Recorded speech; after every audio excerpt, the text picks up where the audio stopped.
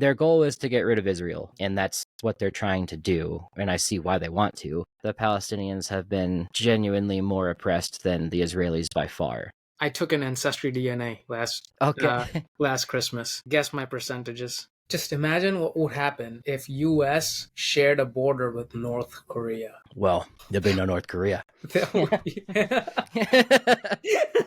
See, I think it's just cultural superiority. Gotcha. Someone wants to be better.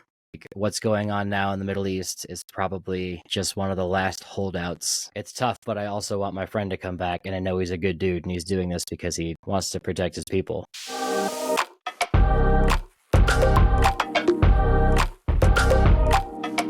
David, welcome back. Hey man, how's it going? Pretty good. I'm happy to have you today. I'm really excited for the conversation. Yeah, happy to be here, man. Sorry I was delayed. We have been struggling this whole afternoon trying to connect. So yeah. I'm glad times are working out. So David, what's going on with the war? There's a lot going on there. Yeah. Yeah, man, I got it's weird being an American watching it, because you got to watch your tax money go and do things. Yeah, I mean, you're American too, I guess, but yeah. Not by birth. Oh, right. When did you get here, by the way? I'm Indian. I'm actually a dual citizen. Really? But the war that's going on right now reminds me a lot like India and Pakistan at the Kashmir border. Kashmir is like north part of India. So it reminds me a lot like that conflict. I was thinking like it's Israel-Palestine, it is India-Pakistan, and then China-Taiwan. One of them is going to pop off soon, and at least this one did first. But okay, yeah. Hopefully not all at the same time. Yeah, hopefully not. Then it's probably World War III. That's my biggest concern, dude. And what I've been telling people, especially with Ukraine and Russia, and now this and all the other proxy stuff going on, like it wasn't World War II until like the middle of World War II. And like when we were like, okay, this is a world war. So I'm just curious as to how this will be looked at. Right. Because if you think about it, Hitler invaded Poland in 1939. America didn't get involved until 1941, and then it ended in 1945. So it's like, where are we at with it right now? And you had Germany invading Poland, you had Russia and Britain declaring war on Germany, or them declaring war on each other, and then you had Japan doing its whole thing in China, taking over the entire Pacific because the US stopped giving them oil. And what was the other thing? All the little conflicts in the rest of Europe, the Middle East, India. Yeah, like I guess India happened after, but there's a lot of Indian soldiers in World War II for the British, but lots of stuff. Yeah.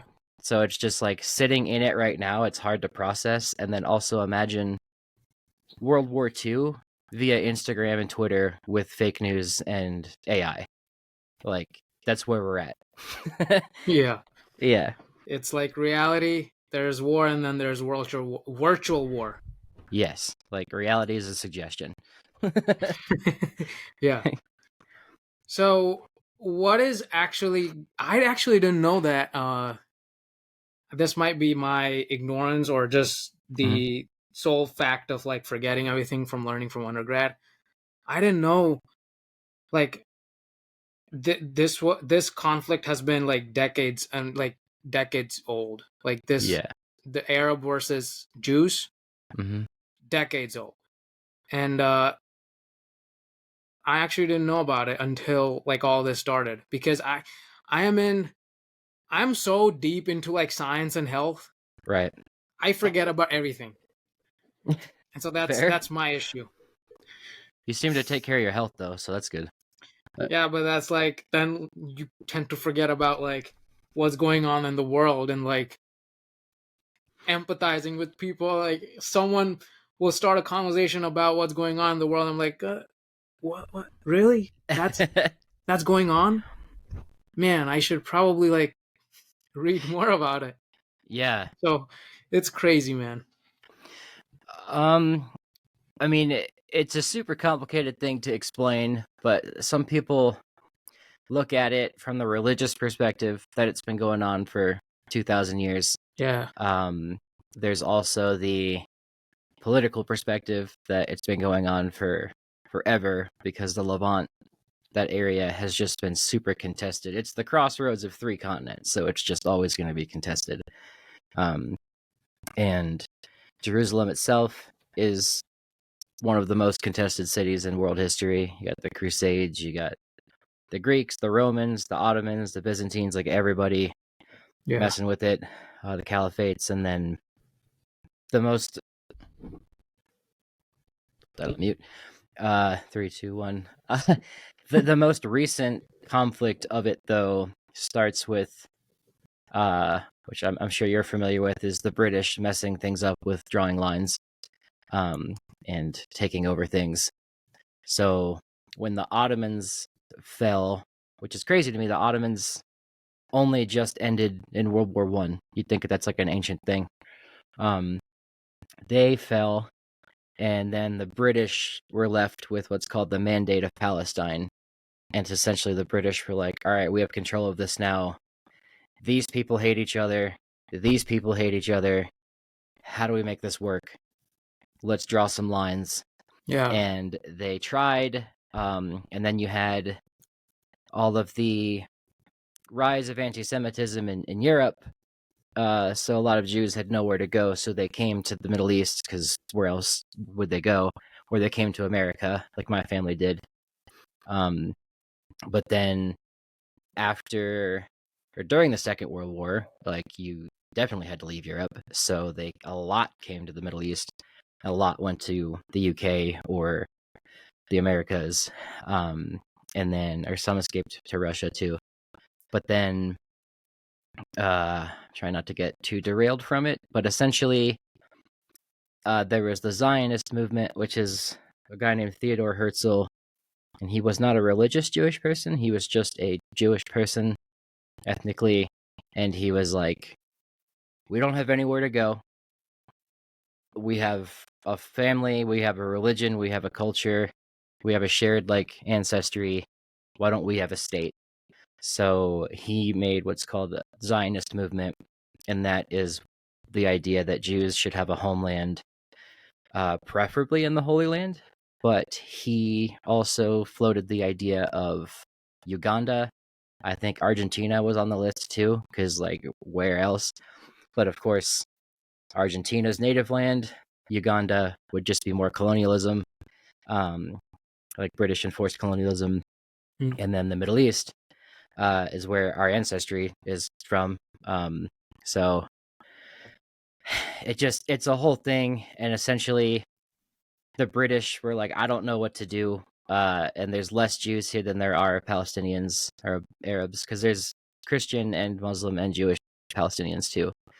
But it's essentially like Palestinians and Jews come from the same ancestry. It's just the Jewish have been gone for so long. Long story, and people will contest that. But the British basically said, I don't know what to do. The UN just got founded. Here's the UN. The UN, you figure it out as your first task. And they basically divided the entire area 50-50. And that was very disproportionate to the Arab population that lived there already, to the Jewish population. So, like, the Arabs are like, why do they get 50-50 if there's only so many of them? And then as soon Okay. as Israel made put it this way, the West, after the war ended and there's democracy and communism fighting each other, the Middle East is the Middle East, and it's all monarchies and empires. So the West was like, well, monarchy's better than communism. And the communists were like, well, monarchy's better than democracy. So just let them do their thing. But Israel was a chance for the West to establish a Western-backed democracy, English-speaking, democratic people, and that's why Israel was super supported by the West. That's why Russia hates it, and that's why Iran hates it, and that's why like everyone like it goes more into the there's politics and religion to it, and then culture, and then colonialism, and it's a whole thing. But long story short, the day that Israel ratified its constitution to be a country, every country around it attacked.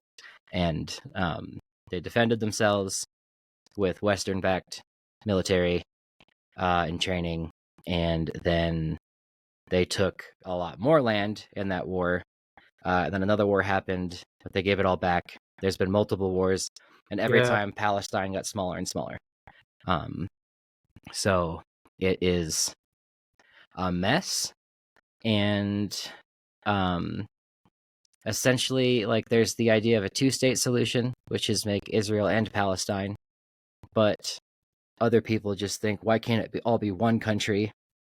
But the Jews want their own government, whereas the Arabs and the Palestinians don't want a government only run by Jews. So it's a very hard... There's no fixing it, and we're seeing that play out. Yeah. Sadly. That was a rant, but that's my synopsis. No, it was perfect. For people like me, I think that was a good explanation. I was watching the Wokes channels explained one of the explained videos about the conflict. Oh, Vox, yeah, Wokes. They do a good job. Yeah, so it was a lot in a 10-minute video. I was like, oh, bam, bam, bam, like all the information they were giving me.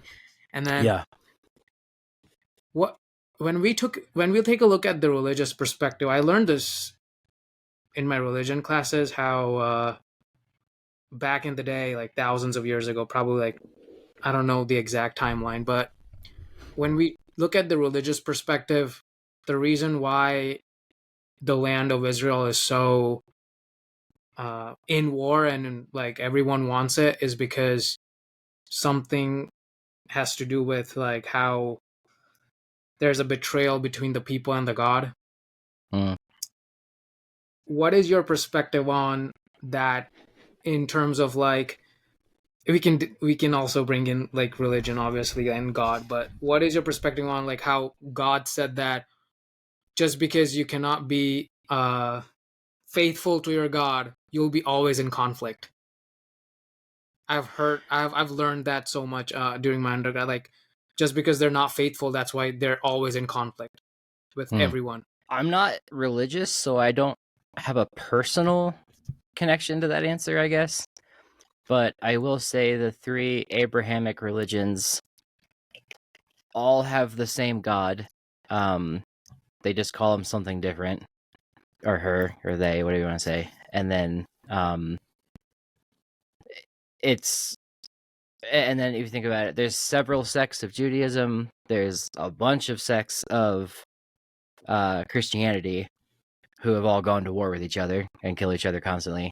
And then there's the different sects of Islam that also go to war and kill each other. And there's been massive empires based on the different types of Islam. Same with Protestantism and Christianity. It's wild to me that they all have the same God but can't see eye to eye on anything. Yeah. And I took a religion class too, and I found Islam fascinating because, one, it's the fastest growing religion, I think, of the three of them. But that's also because, kind of like Judaism, it's very cultural, more so than Christianity, but also they have the original copy of the Quran, so there's really no misinterpreting it, but yet there's so much different interpretation of it, and it also has to do with, not so much the Quran, but the descent from Muhammad to the different, which family lays claim to the whatever. And I don't have an answer, but I assume the Abrahamic God is like chill to all of them. I don't know. Yeah. But I don't know if it's what you're getting at, but I know there's like some Christian, like in the book of, what's the apocalypse one? Revelations, that the Jews have to be in the Holy Land during the end times or whatever, and that's why like conservative Christians always back Israel, and that's why like the biggest tourist industry in Israel is like American and English Christians coming to visit, because they're like, oh, Jesus was born here, and they take pictures and stuff, and it's another reason Israel gets a lot of money.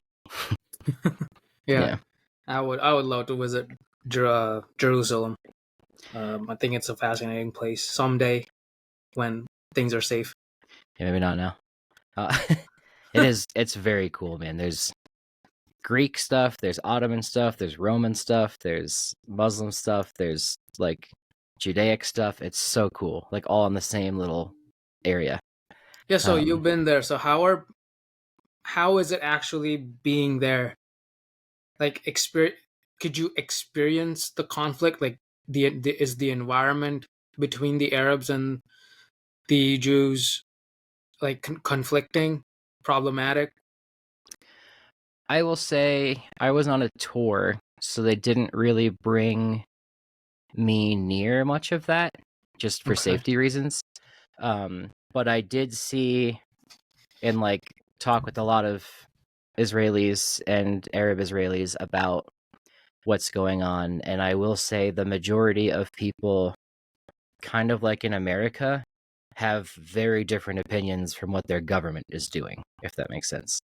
Um, so like with what's going on now, if America looks at, or if the world looks at America during 2020 and you see the George Floyd protests, I have nothing to do with Derek Chauvin and what he did to George Floyd. Nothing. Um, and the way the government works and how policing works, like I don't vote for that. I don't do any of that. So it's kind of like that, if that makes sense. Um, the Israeli government can be pretty expansionist, pretty militant, and pretty extreme, and like religious in some ways. They have like a religious sect, but most Israelis that I met are just like you and me, and they don't want any problem. Um, but at the same time, Palestinians also believe the same thing, but they're the ones that are a little more, on the short end of the stick in terms of land, and sovereignty. So So, Arabs and Palestinians want the land because they're in majority. um, I would say the majority of people that live there now are Jews, I think. Okay. Um, but they're most of Israel's Mizrahi Jewish, which is like Middle Eastern Jewish. Um, and then, but the government's run by like Ashkenazi Jewish people for the most part, which are the European Jews that came there. Um, but yeah, the Arab population or the Palestinian population that lived there had way more numbers, but they were driven out when the British helped the state of Israel be founded. Mhm. So yeah, they just didn't want anything to do with being Israeli, or they left, or they were forced to leave. Yeah, So in your understanding, how is this going to get fixed, or is it even going to get fixed? bro. I the only answer for me right now, and I jokingly would be like the Pope needs to just like take it over again for the Catholics, and then he needs to just tell the other two what to do. But that didn't work last time, and it ended in a lot of murder.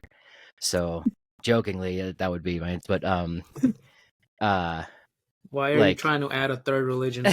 right, and that whole thing too with the Crusades, it was just like Europe was largely just little serfdoms with knights and lords and things that wanted.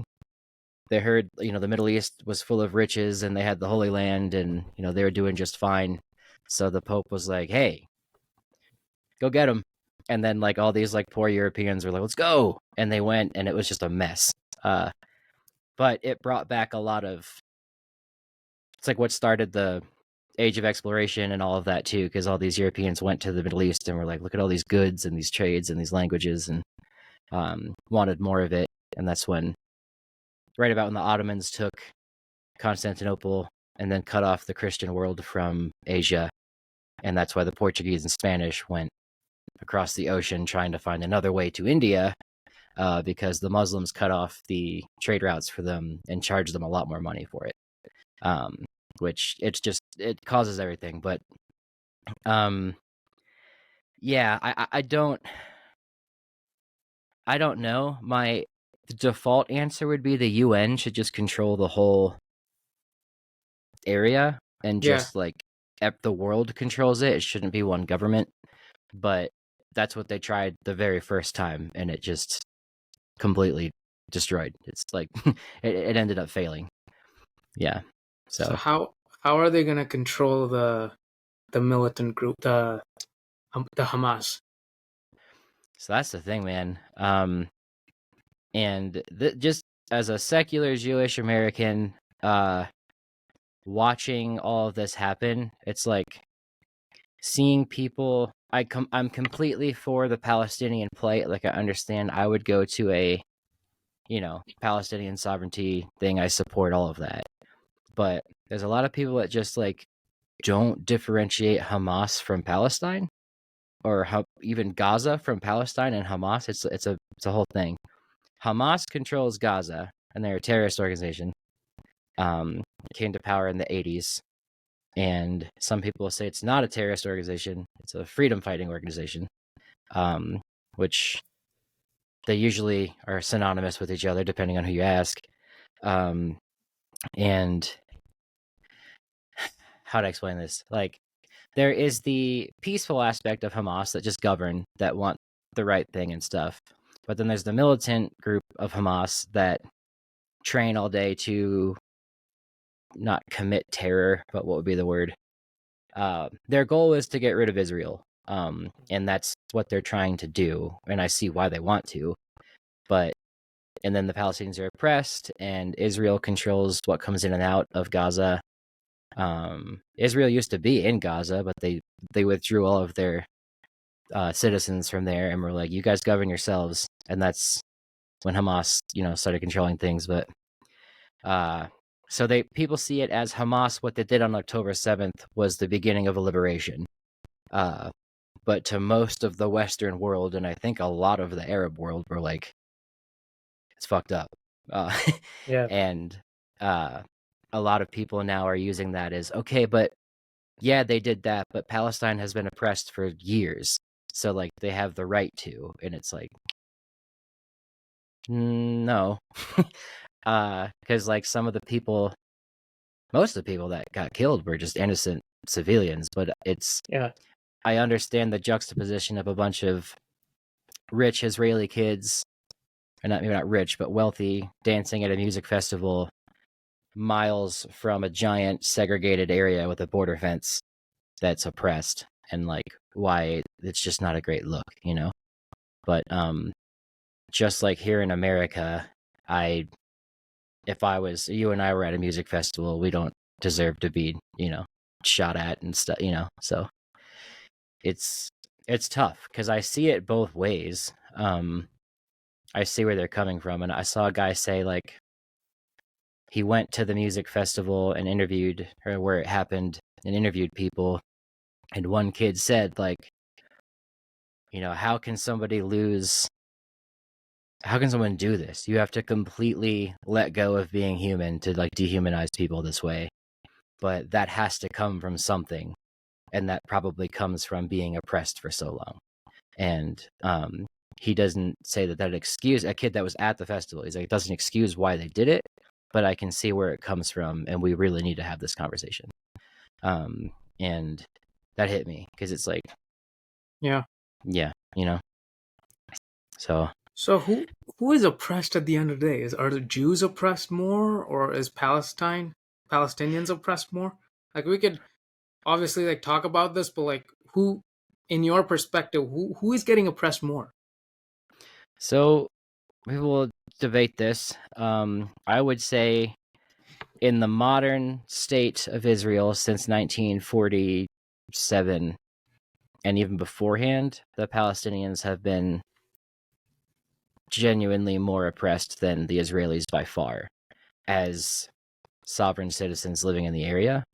But if you want to look at it from the Jewish perspective, people argue like, well, the Jewish population was always small in the area, and it's like, yeah, because the Christians and the Muslims Hmm. didn't like Jews, and they heavily the Ottomans taxed the Christians and the Jews to practice their religion or convert, because they wanted everyone to convert.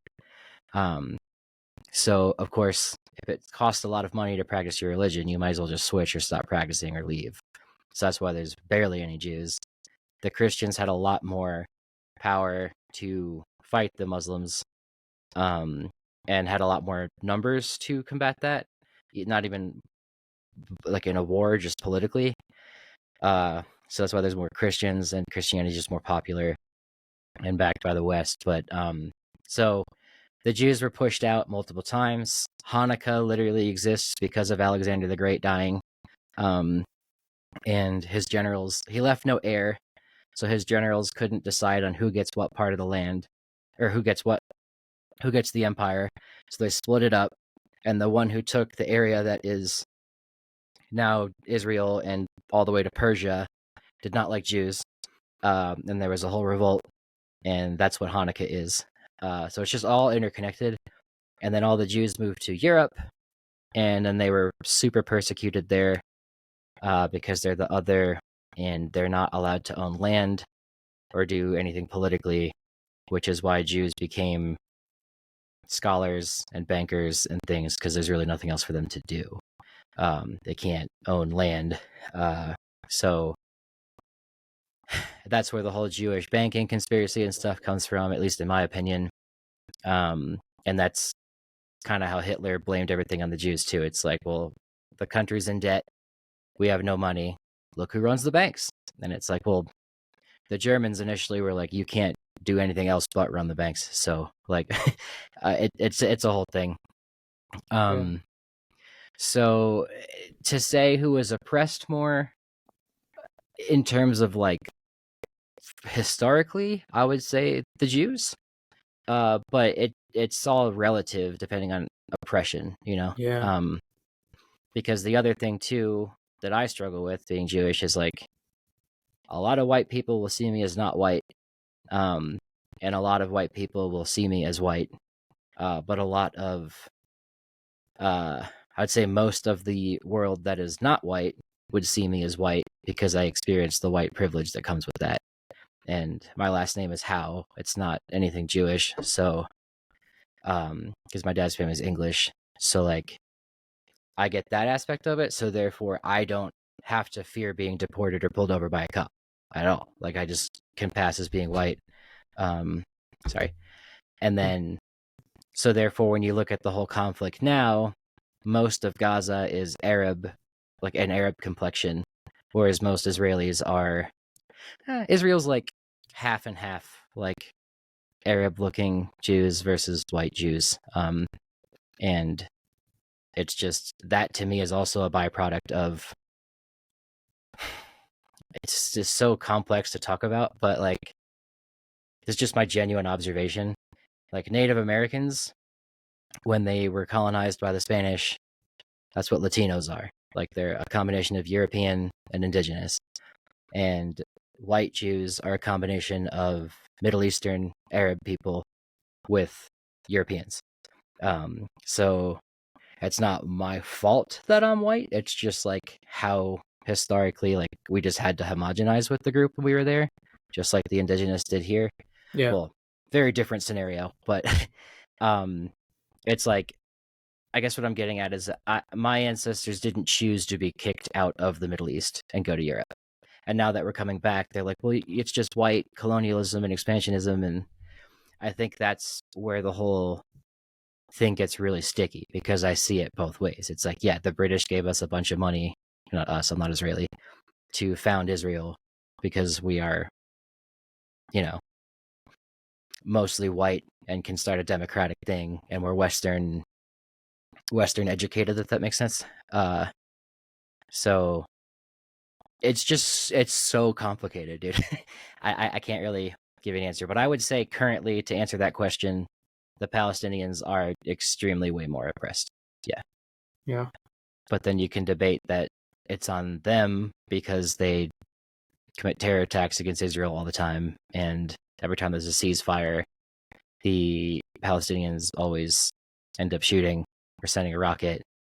But you can also see why. So it's just, So it's Yeah. two-way. Yeah. It's a lot. Sorry if that's a lot to take in, and I'm I probably mean, gonna get us both canceled, but we can, we'll draw see. a map of why everything's happening, because like every human, every ethnic group, every culture has a sense of feeling important. And if you don't get that for millions of generations, I'm exaggerating, but like Yeah. if you don't get that for like hundreds of years, thousands of years, shit's gonna happen. Um, I mean, I am fortunate that I am from a place where like everything is stable, but like I cannot even think about coming from a place where like all of this is natural. So I think everyone has a sense of like this craving or desire to be important, and also many of them have a sense of being great. Like that, Hitler probably had a sense of being great. He wanted to do something extraordinary. Like he wanted to be like superior. He You could had that argue that, yeah. craving. Yeah. Yeah. And I mean, Jews, they want to feel important. Like every culture has the right to be important because like Mm-hmm. they exist on Earth. So Yeah, man. psychology. I don't disagree, and I think that's where, like, you're you're Hindu Indian, right? You're not Islamic Indian. No, I'm Hindu Indian. And that's more of the southern part of India, or Yeah, does it I depend? mean, I took an ancestry DNA Okay. last Christmas. Guess my percentages. 100% Indian. Yep, basically 100% Indian. It was like Okay. 80% North Indian, 20% South Indian. I don't know if you know the geography of India, but like where they cut off the South India was like right around Mumbai, and Mumbai is like midline of India. And so Huh.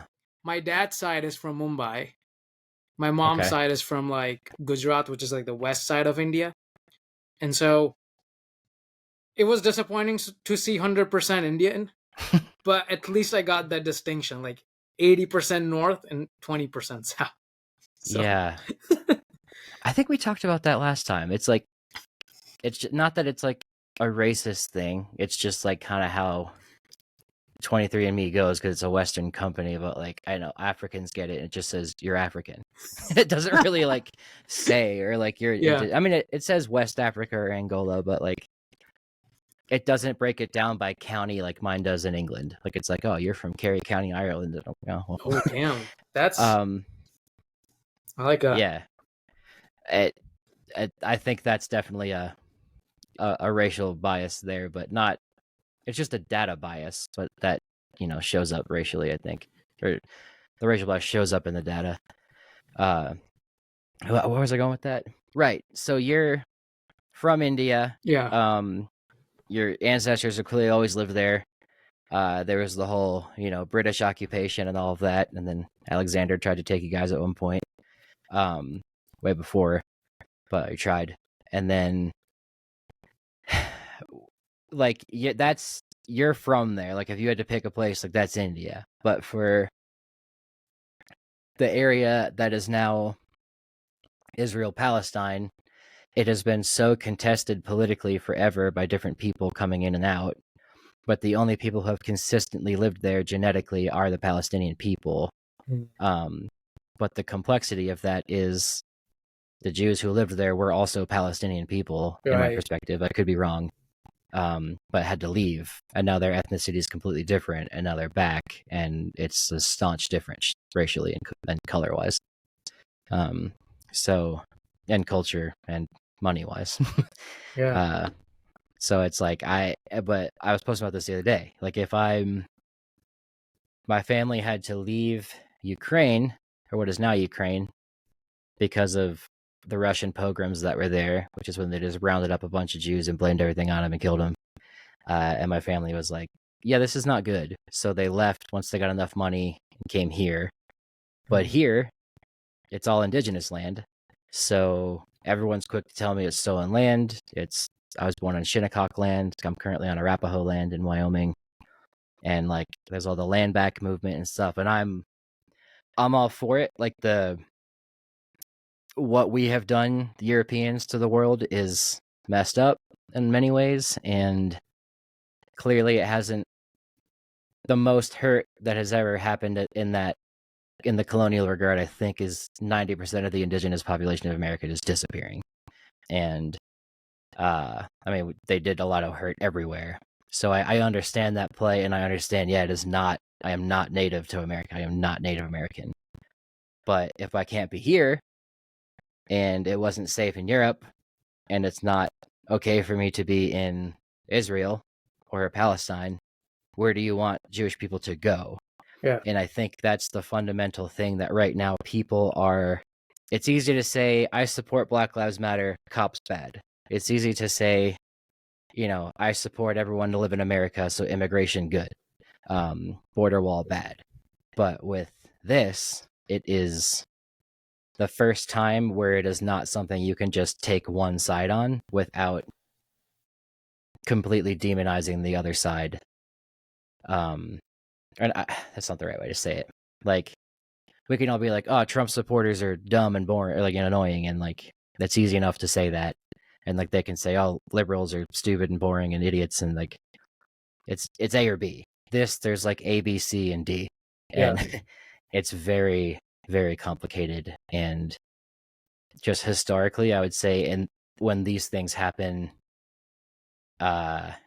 it's usually goes to the white people like winning. But now I've been shocked at how the entire world is just completely on the side of the Palestinians, which is a good thing for Palestine.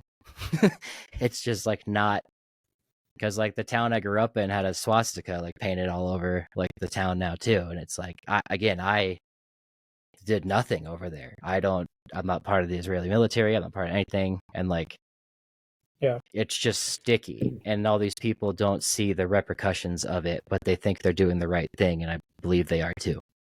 So it's just like, Just imagine what would happen if US shared a border with North Korea. well, there'd be no North Korea. That would be... I would say otherwise. Oh, I see what you mean. I Yeah. Well, I was just like thought experiment, like what would happen if those two nations were right side by side? That would be a fucking disaster for centuries. Yeah. Okay, yeah, in that sense, I see what you're saying. Right, all right. Of course, that would never happen, but like, it's just that Yeah. like the hatred in North Korea about Americans is just unnecessary and insane. So, I mean, obviously, I don't know the specifics of how much hatred there is towards us, but like from listening to podcasts and like articles and all the stuff, it just seems like they hate Americans more than South Korea, but I'm not sure. Oh, very much so. It's because of the war. Yeah. Like Korea got divided up because the North is communist, the South is democratic, just like we did in Vietnam. And I think it's like North Korean curriculum to just teach the kids that like Americans are like dogs and like stuff like that. That could be just propaganda that we hear, but from North Korean defectors, it seems to be the case. And yeah, I see what you mean. Like it would be a mess.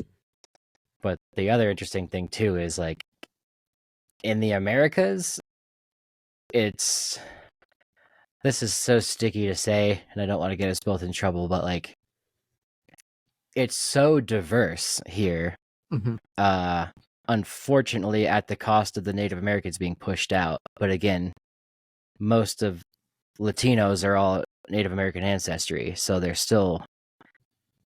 White supremacists argue that they're still here because the Spanish, Mixed, yeah, whether consensually or not, and it's we know how that went. It's crazy too. Whenever I post about indigenous stuff or Spanish history or Mexican history, like Aztec stuff, you get all these crazy Spanish nationalists that are like, well, we helped them, we gave them medicine, we gave them, and I'm like, well, I'm not touching that. But point being, the whole continent where it's so diverse here. America is extremely diverse, has all sorts of cultures and races and religions, and Mexico is extremely diverse as well. Canada is diverse, and there's all the proxy communist guerrilla problems in South America and all of the election rigging and stuff like that that America does there. But for the most part, there has never been a giant war between any of the countries in the Western Hemisphere. Yeah. And that is largely to do with our geography. It's impossible to take America. You just cannot. I feel bad for any, no matter how bad they are, whatever army attacks Florida, I am so sorry. Like, Yeah. it's going to be a bloodbath. If you go to the Rocky Mountains, people are going to come out of the mountains with guns. Florida, it's going to be people on alligators with guns. And it's like, if you invade New York, it's going to be Italians, Jews, Africans, like black Everyone, people, everyone with even just Native guns ready Americans to go. Native with their Americans too, arrows. yeah. Puerto Ricans, everybody. You can't take America, but that's the thing. We've made it that way through colonialism. Yeah. So not to say that's the right thing. It's just interesting that the old world still has all of these crazy giant invasions and wars, but we don't over here. But you could argue that's a good thing, but it comes from a bad history, if Yeah. that makes sense. But there's no wars. But there's massive inequality, and like Sweden's government has issues. It's a social democracy or whatever, and we always look at that as like well, it works over there, but in What's Sweden, a social democracy? that is like they have free healthcare and they're socialist in a sense, where like the wealth is shared, but there's still like capitalism and stuff. Oh. It's not communism, but it's not full democracy. Is like what it is there. It's more towards democracy, but I mean, it is democracy. It's hard to explain. But my point being, it works there because everybody is homogenous and Swedish and very white and Nordic. Here, it does not work because No. there's just vast inequality. Too much. And it's just not. It's so interesting because there's no. On paper, communism is great, but every time it's been executed, it has been nothing short of a disaster, because everyone wants their own power. There's just no way power is going to be shared. So I don't know, the whole decolonized movement and decolonialism, like I don't know what the end goal of it is or how it's going to work, but like it worked for the most part in India. Like you guys kicked the British out, It worked. but you still have quite a bit of, I imagine, wealth inequality and all sorts of stuff there. But was that there before the British? I don't know that history, but The wealth and equality. yeah, Okay, I might be the worst Indian ever, but from what I know, and everything probably is with a grain of salt here. From what I yeah, know, I think there was wealth, and that's why the British came. that And makes sense. Yeah, for us, it's different. Like India probably was a powerhouse nation, and then Pakistan, Bangladesh, all emerged out of India after their own independence. oh, okay, So Pakistan was part of India. Sri Lanka was not Sri Lanka. Bangladesh was part of India. I'm not sure about Sri Lanka. I'm not sure about Nepal. Like these are the four bordering countries. And so India is probably the powerhouse, and then all these countries emerged after the independence. First, okay, it was East and West Pakistan, and then the East Pakistan turned into Bangladesh because okay, like the East and West Pakistan were divided by India after the independence. It was messed up. I have to look into this history. Like again, so balls deep into health and science. right, I have this cravings and curiosities about history, and like I don't know, it's that hyper focus ADHD thing. Like it just never lets me shift my focus. Sometimes it's a bad thing, sometimes it's not. But like in all reality, I should know all the stuff, like all the history. I mean, I do, but like it's all gone by the time. Like I moved here in 2010, so I have had history. I have learned history in India for 10 years. Not 10, but like, whenever I was like I don't know, third grade or fourth grade there. But like after that, I mean, everything was American for me. So Right. Yeah, very different education.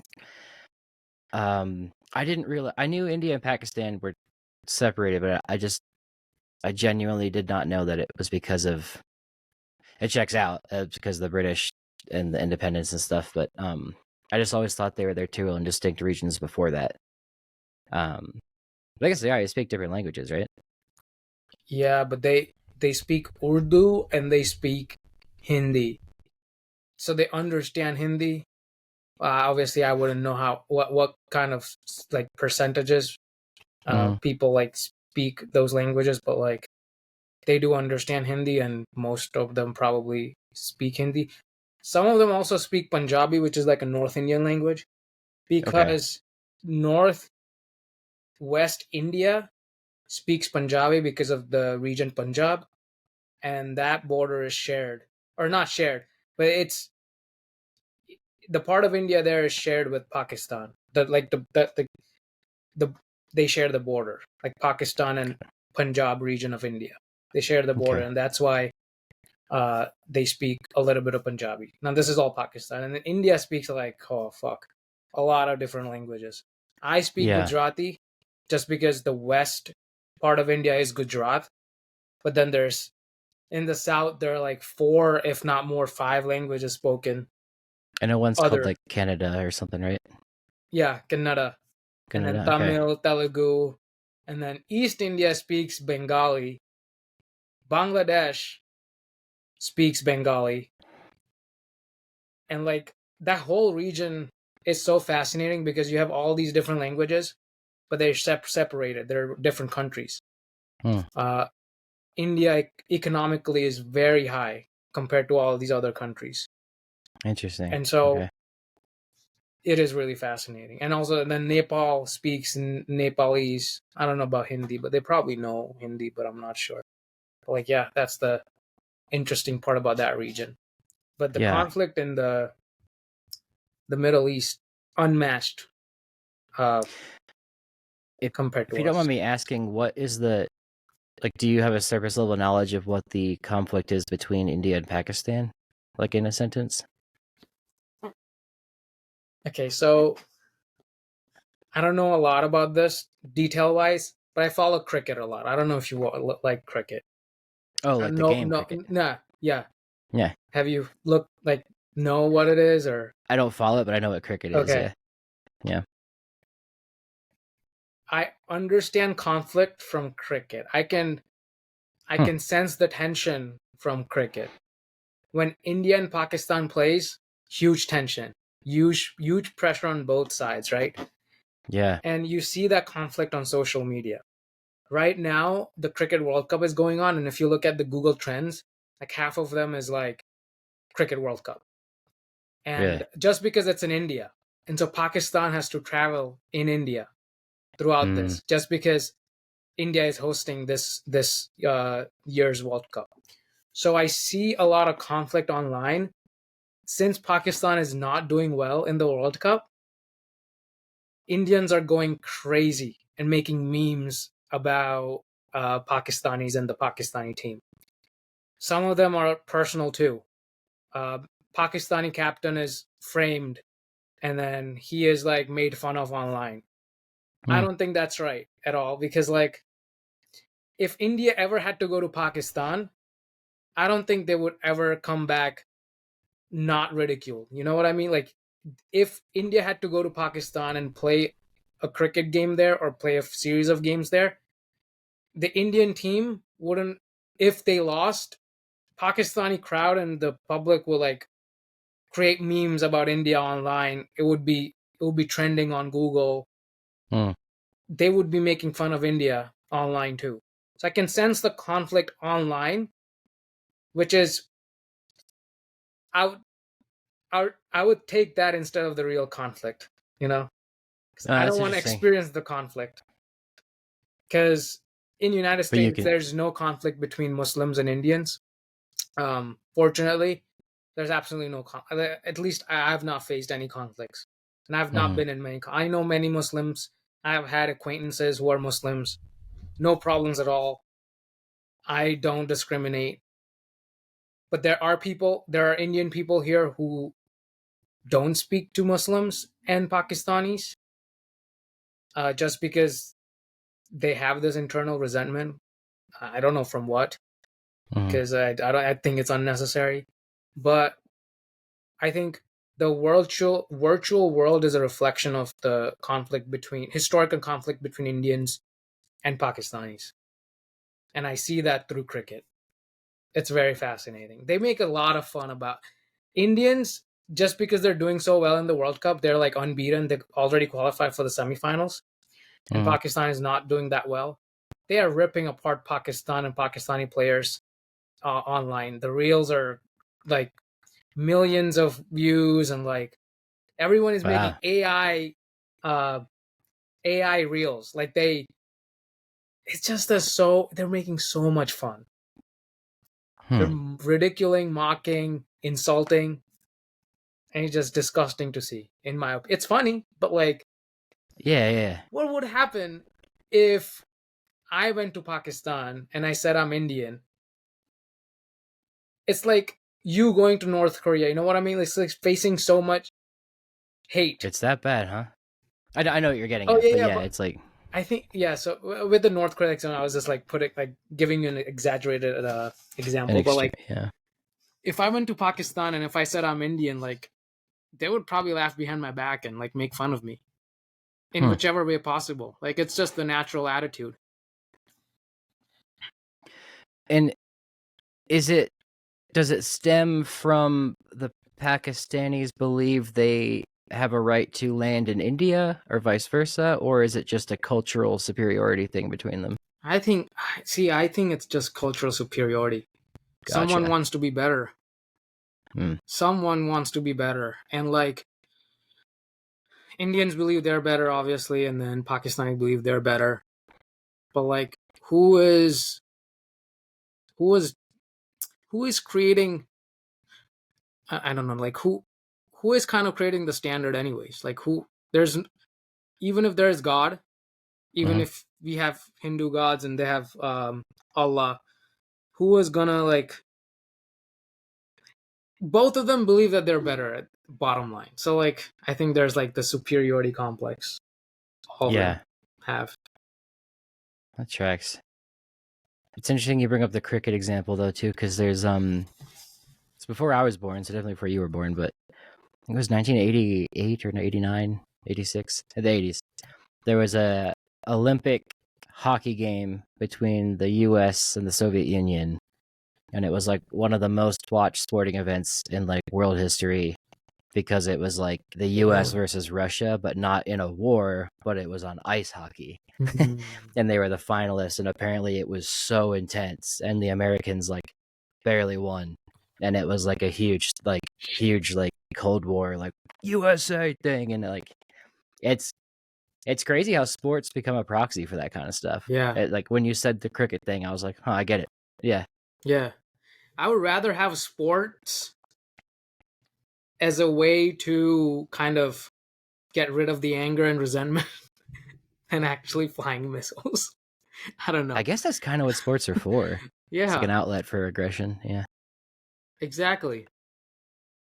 I maybe I don't I don't want to make light of it, but just an Israeli versus Palestinian soccer team or something, but that's not gonna end I up think happening. I think at least two people would be dead on the field.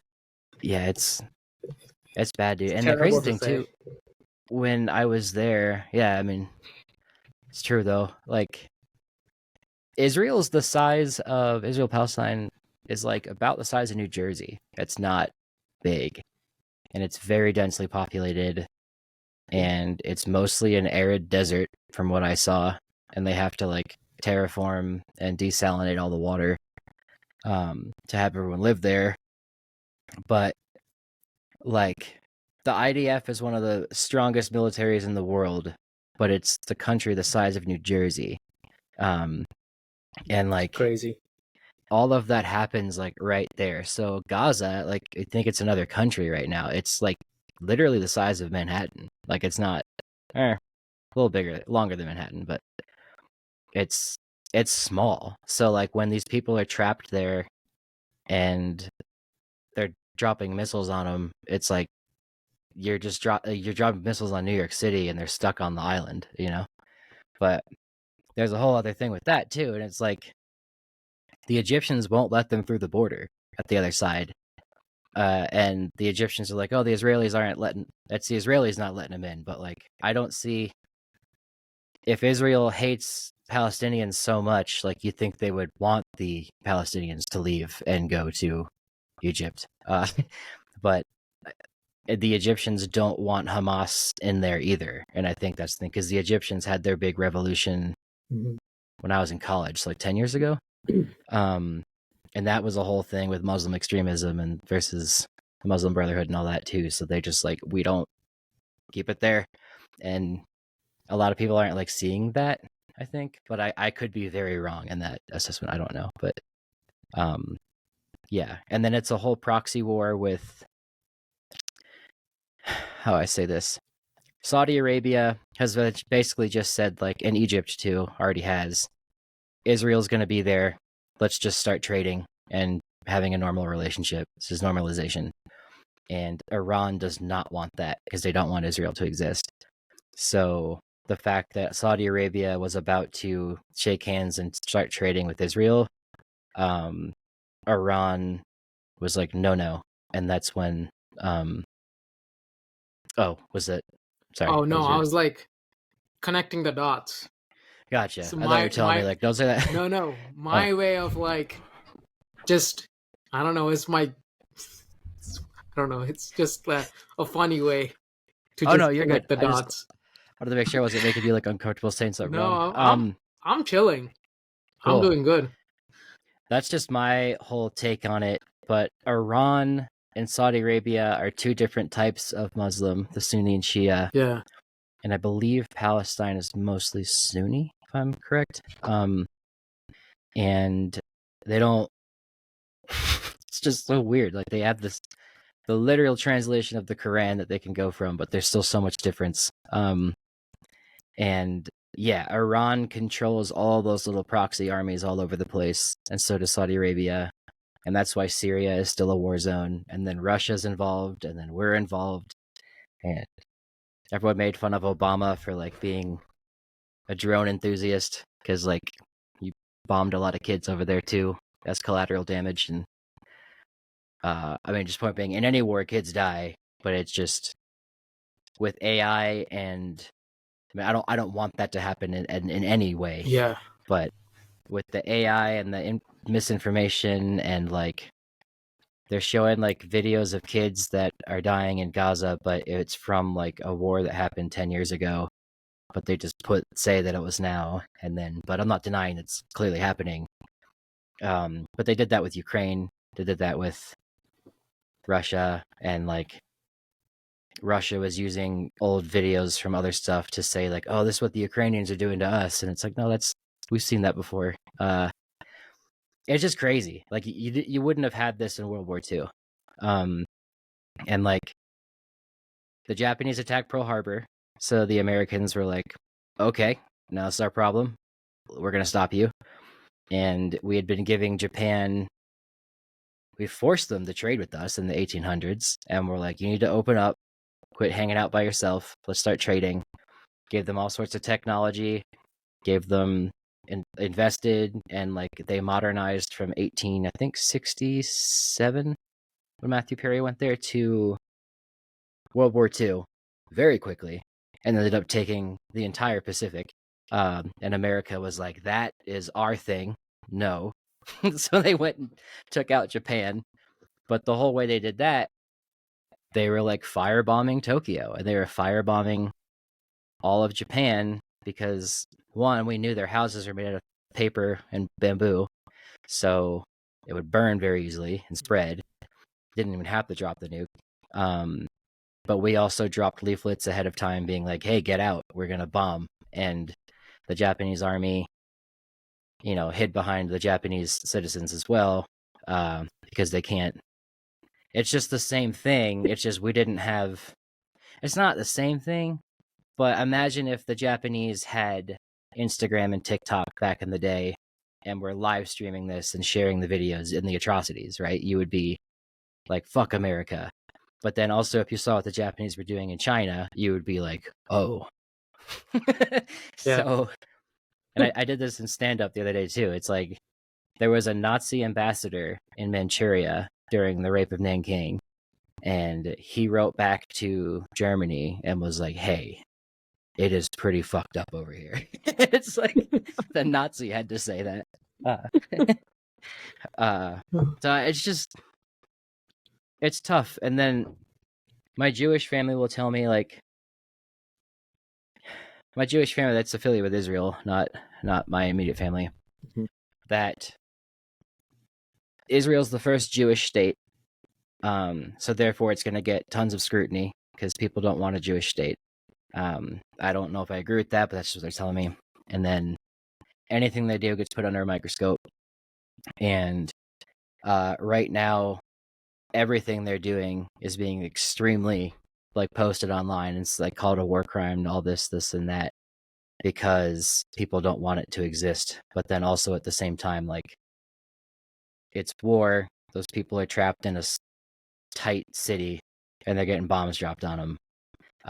Just like if we were dropping bombs on the Japanese in World War II, seeing it on TikTok, like, I would not want it either. So it's like, I forget where I was going with the beginning of that, but just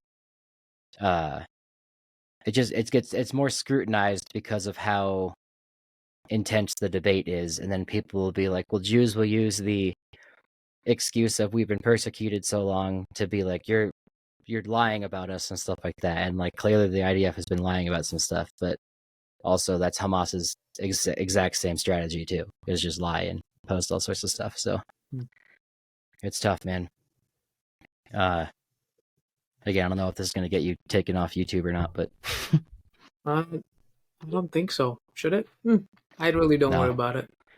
I mean, it's everyone else is talking about it too, so you're probably fine.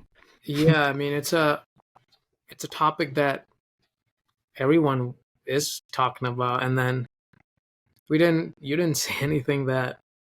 I mean, it's all depends on the person who looks at this. So, I mean, yeah. Honestly, I could go back to my old, like, some of my YouTube videos, and someone could like report that too. So I think anything is attackable in this day and age with the rise of social media. Like, I could honestly, my views on dating, health, like, anything is like attackable. Me being like Indian, eating beef, that's also attackable. Me dating a white girl as a Hindu, also attackable. Me drinking alcohol is probably not that attackable, but you know what I mean. Me doing stuff against my religion is attackable. But did you see Master of None? No, what is that? It's Aziz Ansari's show on Netflix, but okay. He's Indian, but I believe he's a Muslim Indian. I forget where he's from. I mean, his name's Aziz, but the last name sounds Muslim. So I'm sorry. Yeah. He he's a millennial in New York City, and he explores like what it's like being an Indian person, Indian millennial with an Indian family, but he's American. But an episode, his cousin tries alcohol for the first time, and like, I just didn't think about that. When you're Muslim, you can't drink alcohol. And then they eat beef at or pork at a barbecue restaurant, and he like feels so guilty, and he's like, no, dude, it's America, like, you're fine.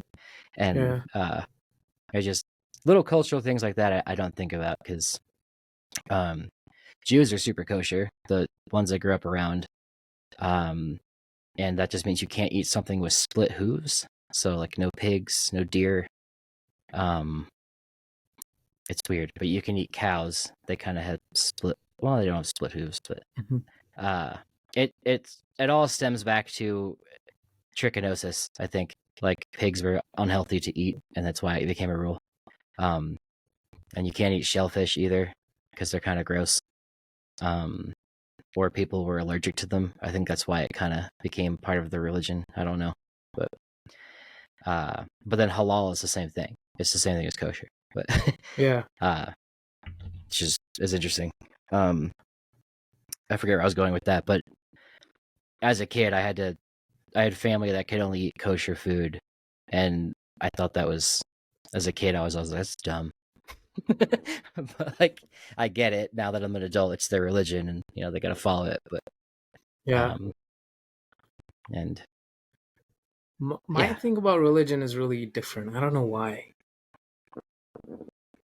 It's just that, like, I don't associate my diet with my religion. I know it's probably bad, obviously. If you talk to like an Orthodox Hindu, they won't approve of it. Like traditional Hindus, chicken, beef, sometimes eggs, probably all vegetarian diet.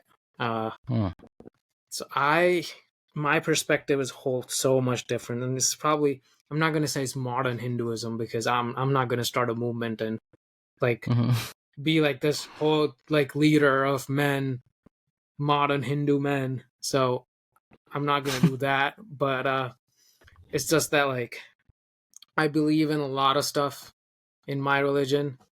Also, I have had so much exposure from different religions, and like I'm like insensitive to following one particular religion. I'm not that religious. I just like to follow like rules and disciplines in my life that serve me well. It's probably like a selfish move, but I mean, as I grow older, my perspectives will definitely change about a lot of things.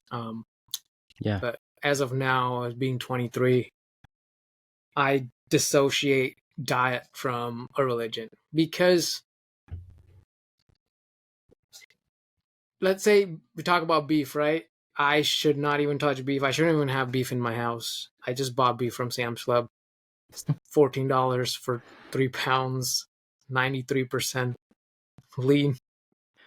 The only problem there is you went to Sam's Club, not Costco, to me. But I don't have a freaking Costco. I know. I don't have a but... Costco. I live. I'm not a religious thing for me, but but I live in such a remote place. Remote meaning I have nothing here. I need to, like, obviously I told you about where I'm gonna move. I'm not revealing that yet online, but it's just that, like, wherever I go next, I'll have Costco. Coming back to that beef thing, like, I shouldn't be having beef. And the reason why I have that in my diet is because I know the internal benefits. Some might argue, interestingly, that eating beef and eating chicken makes you more angry. Like, your emotions are more negative. You have more negative emotions if you eat chicken, beef, generally non-vegetarian food. You have more. Your brain just transforms into something that's really negative if you eat non-vegetarian food. Some people, some religions, like, there are different religions now in Hinduism. Some of them believe that, and I'm like, where is this all going? Like, I mean, there might be some truth to it. I also heard, like, onions.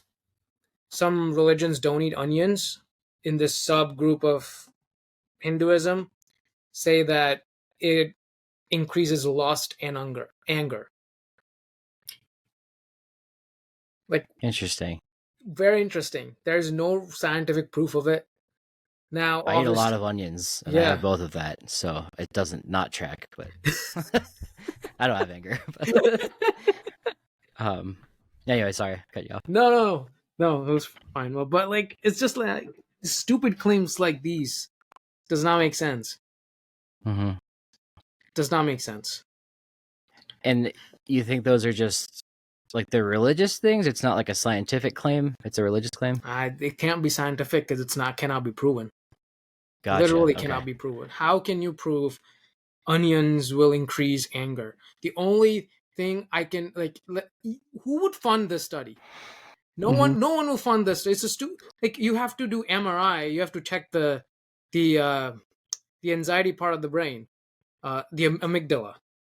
You have Mm. to MRIs, doing MRIs on like people, and I don't know. It's an interesting. Maybe it's an interesting study. I don't know. I'm not going to get a PhD in neuroscience, but like it's just that like how it's so fucked up that like people believe that it increases anger when you eat onions and garlic Yeah. sometimes and garlic. Even in India, they think that. There are subgroups of Oh, so Hinduism. okay. Yeah, yeah, in India, yeah, generally some of the subgroups.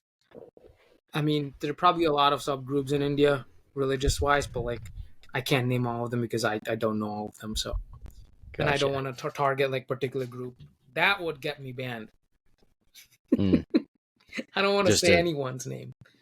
But yeah. these are just my perspectives on what's going on with the like nutrition and like religion.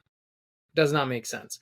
If nutrition is something that makes you healthier, if eating high protein, high fiber, wherever you get it from, makes you healthier, then I think that's what we should look at than focusing on what religion says. Obviously, I could be Yeah. wrong. I don't care about being wrong, but No, and that's a good thing. I think that's healthy in the modern world. Um, and I think that that plays into what's going on now. Like, I don't want to say like we're turning into a new world now or like a new world order. That sounds crazy, but like yeah. old ways of things are disappearing. Like less people are religious. There's less like people are more sexually liberated. There's more Hmm. premarital sex. There's more people living together. There's less people getting married. I Yeah. think less people having kids.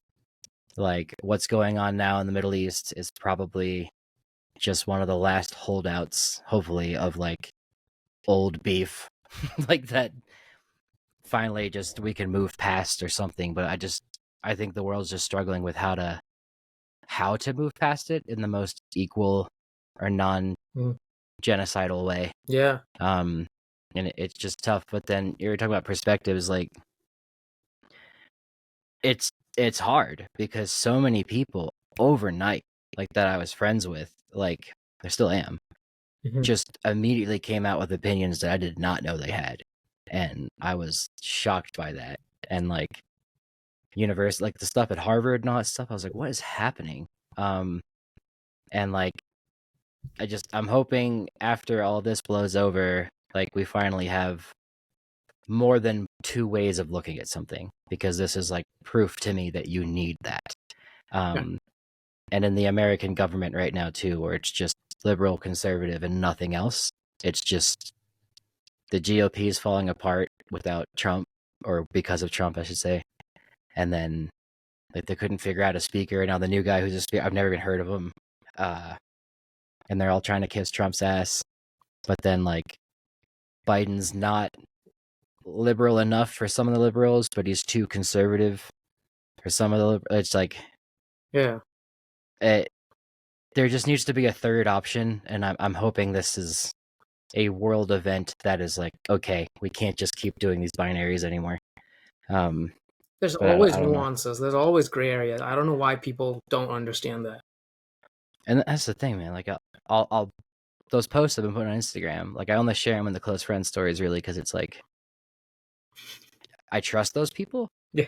Um, I hope. I mean, most of them I know in person, so it's like if I were to share some of these things out loud, because I'm a scientist, because I have a following, quote, and like have an opinion, people are going to be like, you need to use your platform this way or that way, and like, how dare you say this? And it's like, my whole thing in grad school was critically thinking so Yeah. that I can have nuance. Exactly. And like if we can't have nuance, what is the point? Yeah, Totally. which is why I appreciate you have your podcast and like even call it the Patel Perspective, because we should It's all be able to again, it's voice things. not just my Yeah. perspective. Again, I should have named it Patel Perspectives, but it doesn't. I mean, Patel No, I mean, Perspective sounds good. I know what it means when you say it. Yeah, Yeah. So yeah, it's like, but also at the same time though, like even some of it is your own perspective. Like you have a right to have a perspective. That's not. It's your. That gets sticky too, because you could be like, Tucker Carlson can say anything and have his perspective, and that's problematic, or Alex Jones and stuff. But everyone has the right to say things, and even like those people that say crazy shit, like I still listen to them sometimes just to hear them out, because I don't want other people to tell me what they're saying is crazy, and I just accept that. yeah. Like I'll go listen to it and be like, oh yeah, he's crazy, and then like and I caught myself in that loop in grad school, where it's like that's when Trump was running the 2016 election, and someone would just tell me something he said, and I believed it at face value and was like, yeah, fuck that. And like at the time, it was dire. It's kind of a big situation, and like it was very politically tense. But like when I look back on it, I'm like, I didn't even look up that article to like Yeah. even know if that person was lying to me or not, or just making it up, and that's a problem. And I look back on that, and I have friends now that will say something about Trump or say something about Biden, and they just parrot.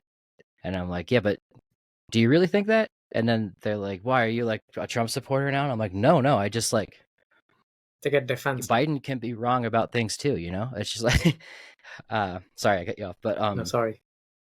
yeah, it's tough. Where I was going with this was do you know who Selena Gomez is? Mhm. She apparently, I didn't know, has 400 million something followers on Instagram. Holy shit. And crazy, right? And everybody was demanding that she post something about Israel-Palestine, and demanding that she did. And she finally did, and kind of just took like a, all life, no one deserves to die kind of thing. And then she got, how dare you, Yeah. neutralize it and not support Israel, or how dare you like just not support Palestine and come out. You have a platform, it's your responsibility. And it's like, what the fuck? No, Like what? she, like, just like you and I, doesn't have an answer to it, so she doesn't have to come out with like people. It's scary, man. I feel like, first of all, people just jump on bandwagons, and second of all, they don't care about the person. They just care about this fixed agenda or a fixed idea they have in their mind. And like, and third, they don't stay in their lane, and they don't like, see, for me, for my example, I wouldn't post anything about the war because I have no idea what's going on. Like, I literally have no idea what's going on. Obviously, I'm like a consumer about this, like history, politics. I'm a consumer, not a creator. Science, health, self-improvement, I'm a creator. I will post around that stuff. But with what's going on right now, I am more of a consumer than creator. That's how I look at myself. And I'm not trying to brag about myself, but like other people, they just need to have an opinion about everything, a perspective about everything. And they want others to have the same, thing just because they themselves feel the same way. Yeah. But in reality, you don't need a perspective on anything and everything. Like you have a perspective on this. It's great because you're half side of the you are connected to this in some way. You're allowed to have a perspective on this. But as someone with big following like that, nothing to do with the war, you can't demand that. And like, I don't know, man. Yeah. Just so messed up. It is, dude. And like, if she came out supporting Israel, she would get so much hate. if she came out supporting Palestine, she would get so much hate. If she didn't post something at all, she was already getting hate.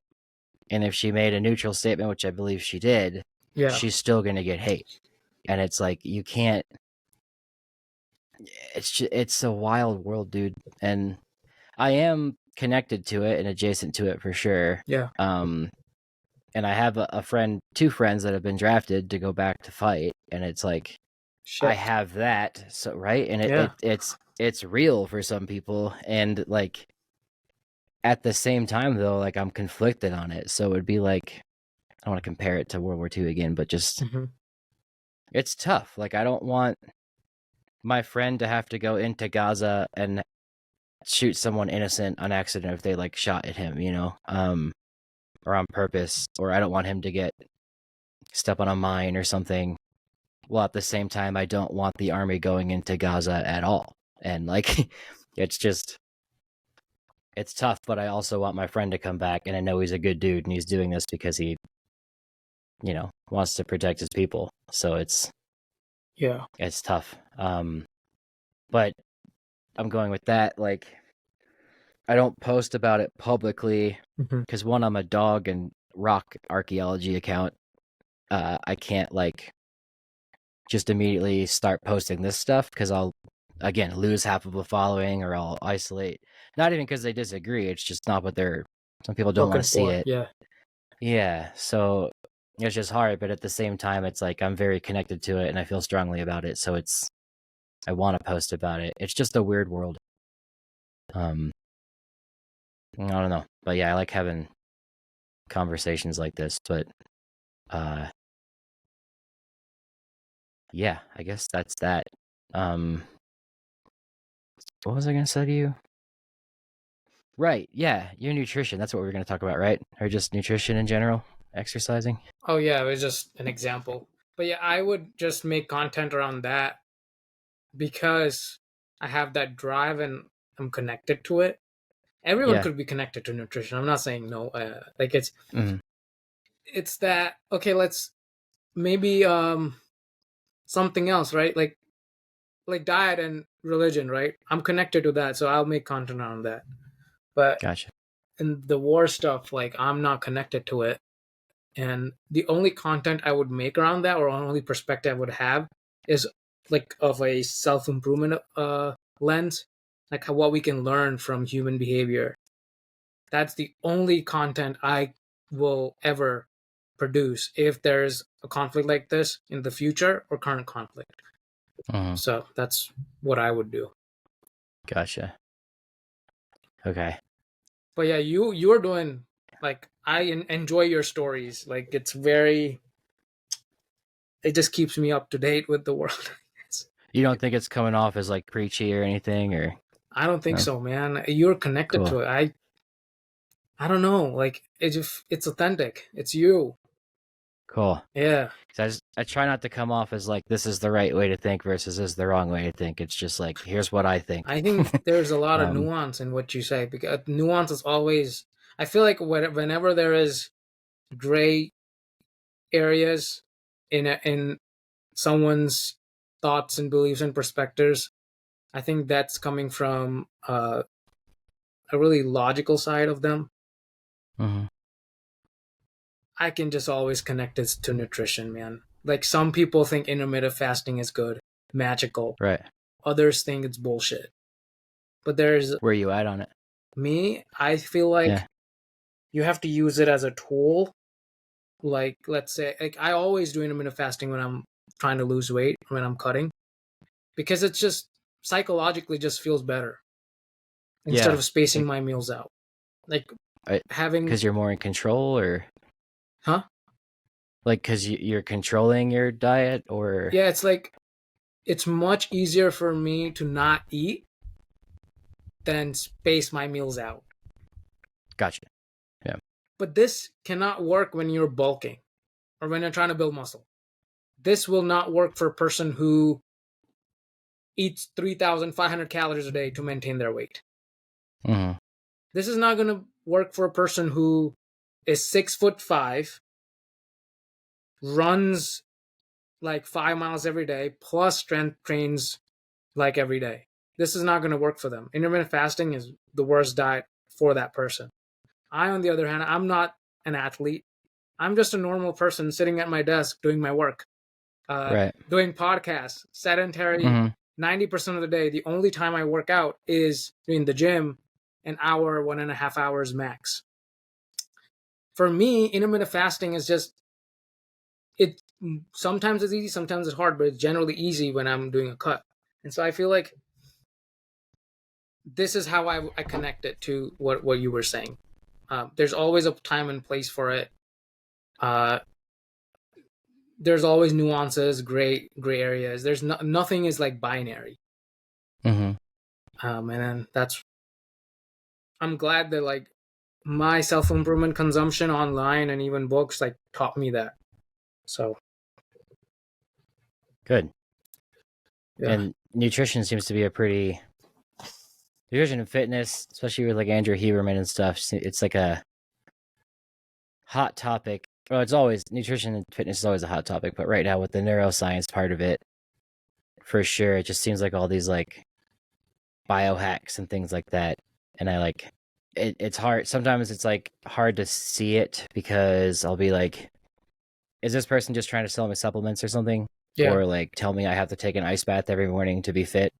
Or like it's always someone nuance. like you who I just when your reel pops up, you have very various different things of perspectives on stuff that I had no idea about, and I was like, oh cool. And you tell it in an engaging way, but and you're not like preaching, I guess. I mean, if I ever come off like that, just DM me because like I don't know what I really honestly I don't know what I put out until someone critiques me, you know, Mm-hmm. or what kind of quality I put out until someone critiques me. Like you said, ice baths like nuance. Always there's it's not magical. Nothing is magical. That's what I think. Yeah. I could eat 5,000 calories and still feel like shit while doing ice Right. baths every day. So Very true. Yeah, the ice bath thing is like I want to do it in spirit, but it's also just seems like a rich white guy thing right now. It's like yeah, I can't afford an ice tub that just yeah, freezes just all looks day, and you're cool. telling me I have to do it. Like Yeah, it just looks cool. That's why people want to do it most of the time. It looks that's kind of so what it looks like. it looks so Yeah, cool, right? It looks so cool when you have a bathtub just for ice baths. and People you're like, like, I'm a fucking dude. yeah, Yeah, yeah, let's go. 5 a.m. in the morning, I'm gonna jump in my ice bath. It yeah, just dude. Or looks they're like, I cool. take a cold shower every day at 5 a.m. I'm like, okay, well, I wake up at 8, hungover. What do I do from here? But no, I don't always do that. Yeah, I mean, in all seriousness, ice baths are pretty cool. I when I used to work, I had to go to work at 6 a.m. So I had to wake up like at 5. Like it would be so early. I'm like, oh, it's cold outside. I not woken up, and I would just take a cold shower for 2 minutes. And Mm-hmm. whatever Huberman says about dopamine signaling upregulating for the first 4 hours of having an ice bath is very true. Like I'm a totally different person uh, Yeah, after a cold shower. for the dopamine, like quick Yeah, dopamine hit. yeah. Okay. Literally feels like I'm a different person. Does it? I know you said you're not like diagnosed officially, but with the ADD, like, do you think it helps you with that? Because I've really considered it. I just never stick to it. I don't know, man. I don't think I have ADHD. I might have like Okay. I might have like symptoms. Like I don't know. Sure. Like you know what pre-diabetes is, right? So like Yeah. pre-AD Pre pre-ADHD. ADHD. But Like, yeah, yeah. yeah, but like I think it would help. I think it would. Okay. Because I know with mine, it's like I get like a crazy. I can't describe it. It's just like my dopamine will just drop at random times, and I have to either. That's when I'll grab like if I have an apple, I'll eat the apple, and that kicks it up because oh, it tastes good, it's crunchy, it's doing something. Or like I'll be like, I gotta order a burger, and like I'm just like fixate on it, and I'm like, well, that's the only thing that's gonna cure it right now. Yeah. Or then it's sometimes it's like I need a walk, and I can never. Usually, it's a healthy thing. I think I don't really.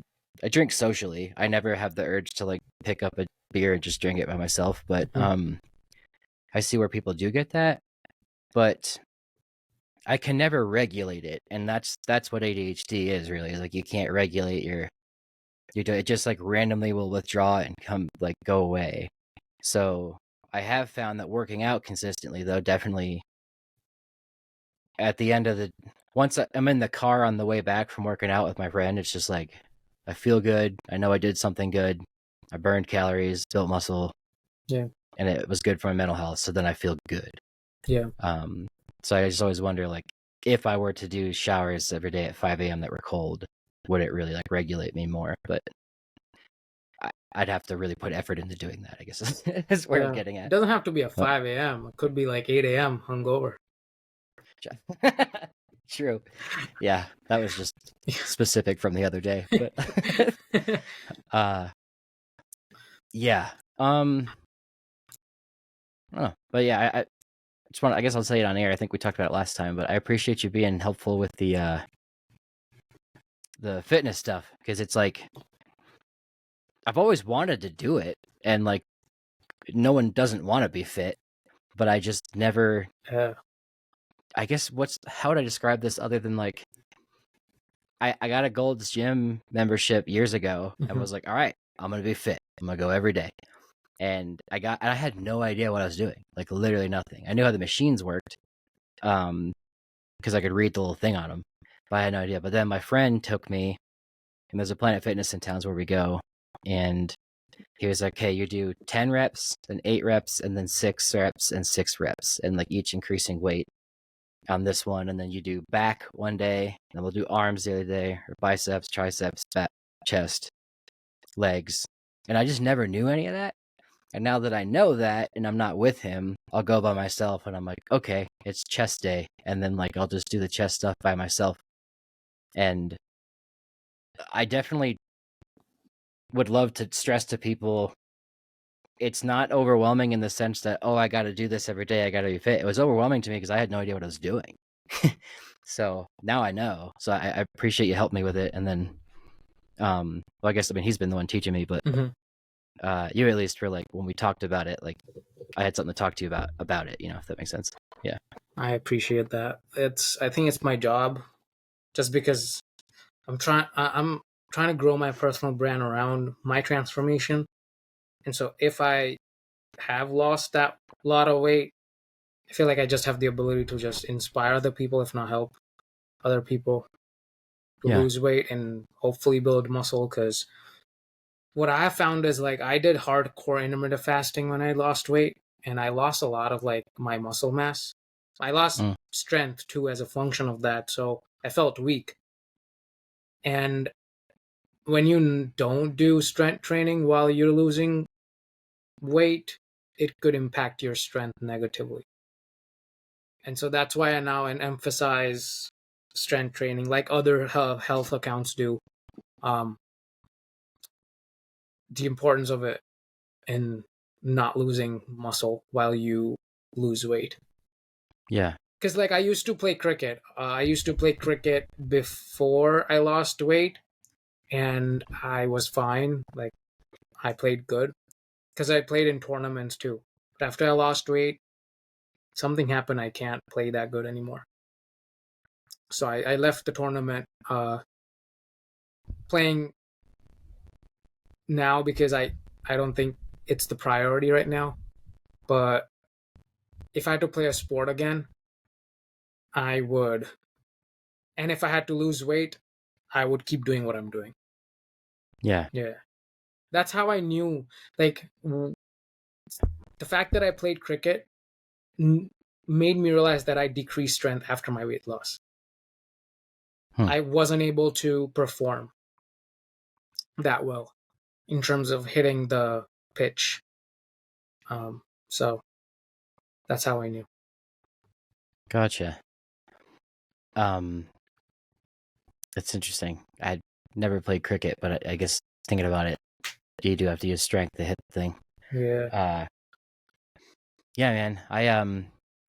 I dropped a bunch of weight because I was sick for months, and I couldn't really walk much. So much I just started walking every day Yeah. for like an hour or two. It just melted off, and it was fine. But then I started working out every day or every other day. Yeah, every other day, at least 3 times a week. I think is where I'm averaging right now. Mm-hmm.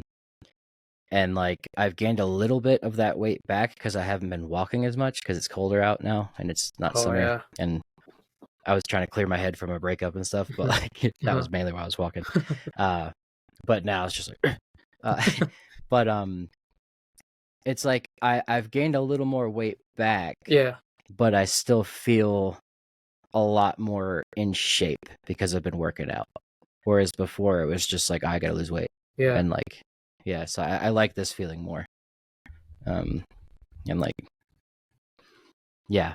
So and like days when I probably ate too much, I'm like, all right, well, I'll just go work out and I feel better, even if I probably ate too many calories that day or something, you know?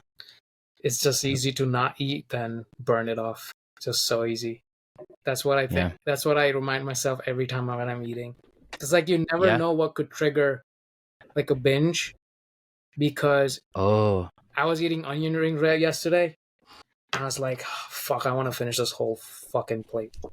I want to finish this Yeah. whole big, big ass onion rings box." Like I had this in my hand. I'm like, oh my god, I can see myself finishing it right now. And I was like, it's just better for me to not eat instead of eating it and then like burning it off. Yeah. And so I didn't finish it. I just ate like, I count. Sometimes I know that this is so weird, but I count stuff sometimes, like chips, onion rings, fries. I deliberately count how many I eat to just keep track of it. It just works for That's me, fair.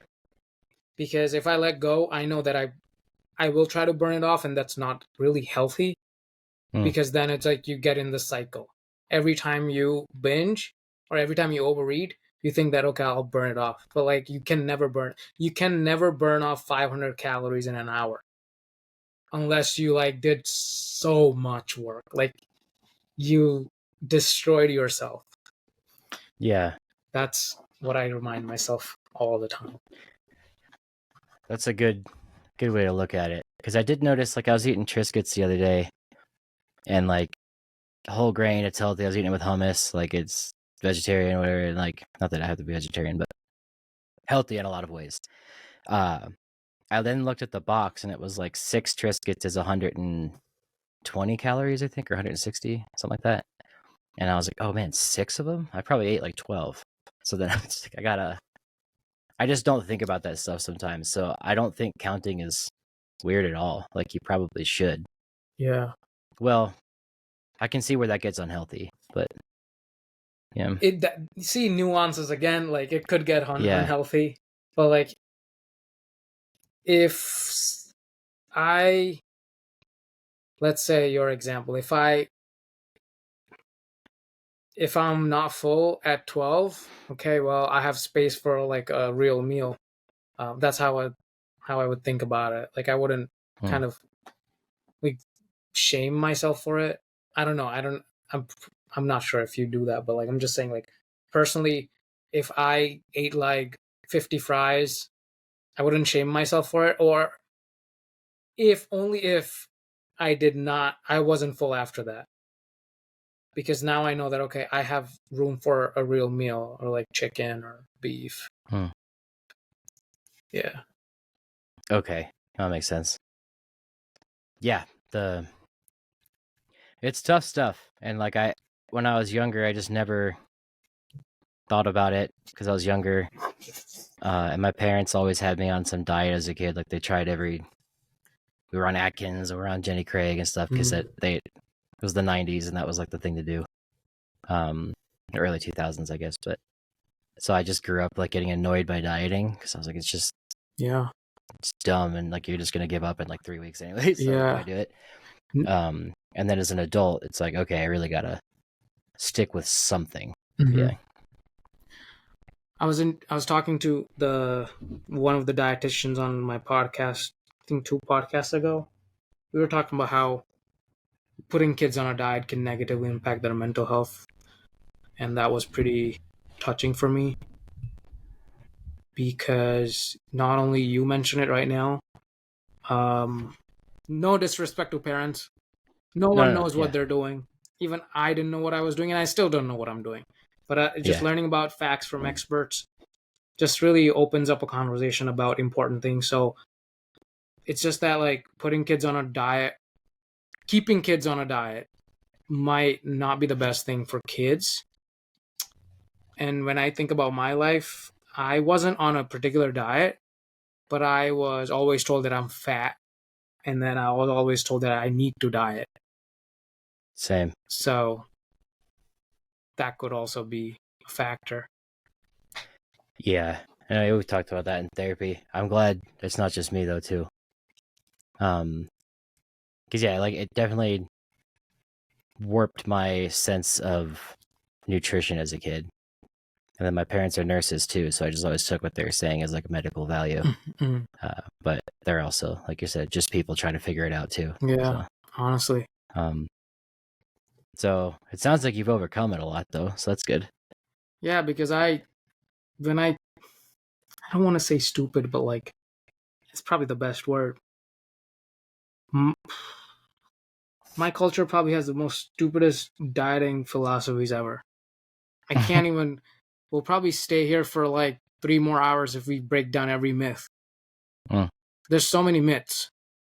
There's so much things that like it's everything. It's not just my culture. It's just everywhere. And like I'm not trying to like say that okay I know everything, but like if things work for some people, if things that have worked for me, then people nowadays still give me advice on what I should do.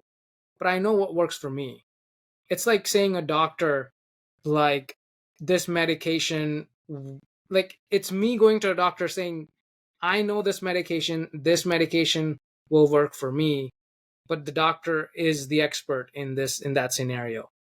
I don't know where I'm trying to go with this, but I'm just saying like it's like I think I get it. I know what works for me.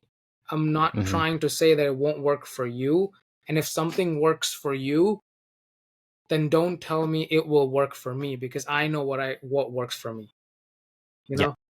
Like we're No, totally. like we were saying about the perspectives on the war. Like you making stories about the war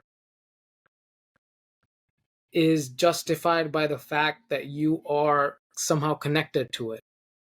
There's Mm-hmm. some sort of connection. And in this case, when we talk about diet and nutrition, like I have done the hard work. I have lost 60 plus pounds. I know generally what works for me. I've kept it off.